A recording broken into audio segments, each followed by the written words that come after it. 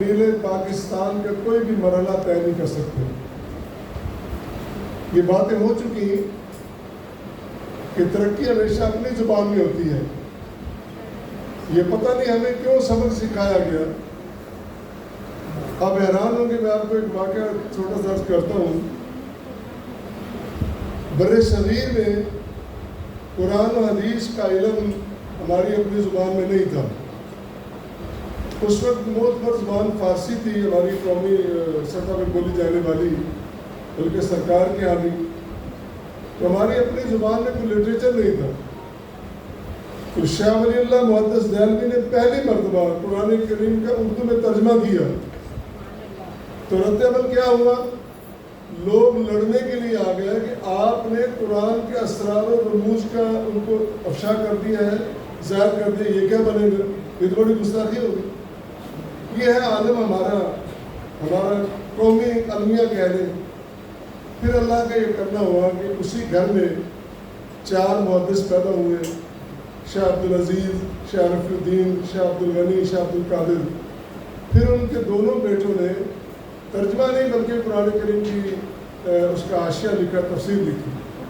تو پھر آگے آج اللہ کے فضل و کرم سے اردو زبان میں کتاب و سنت کا، قرآن و حدیث کا اتنا لٹریچر موجود ہے، صرف پاکستان میں نہیں بلکہ دنیا کے گوشے گوشے میں آج ہمیں وہ لٹریچر نظر آتا ہے۔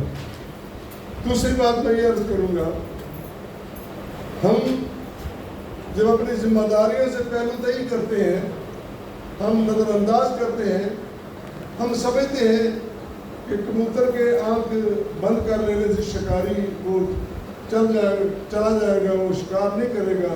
ہماری بڑی غلط فہمی ہے۔ ایک ہفتہ پیشتر میں انگلینڈ میں تھا، UK میں، تو وہاں مجھے مساجد میں جمعہ پڑھانے کا، لیکچرز دینے کا، درس دینے کا موقع ملا۔ عجیب بات ہے، زیادہ سینٹر جو UK میں ہے ہمارے تبلیغی اور جو مساجد بنی ہے وہ گرجوں میں بنی ہوئی تھی۔ گرجے منتقل ہوئے مساجد میں۔ اگرچہ پابندی ہے کہ جو گرجا مسجد بنایا جاتا ہے اس کی عمارت آپ تبدیل نہیں کر سکتے، اندر آپ نماز پڑھیں گے، اوپر سے وہی شیپ اس کی رہے گی۔ اگر نیا پلاٹ لے کے بنائیں گے تو پھر آپ مسجد بنا سکتے ہیں۔ اب المیہ کیا ہے؟ وہاں گرجا ان کو کوئی غرض نہیں کہ خرید کے کوئی پب بنا لے، کوئی مسجد بنا لے، اس کو کوئی کسی بھی شکل میں تبدیل کر لے، اس پوری نسل کو کوئی اس کی فکر نہیں ہے۔ یہ کیوں ایسا ہوا ہے؟ آئیے تشریف رکھیے۔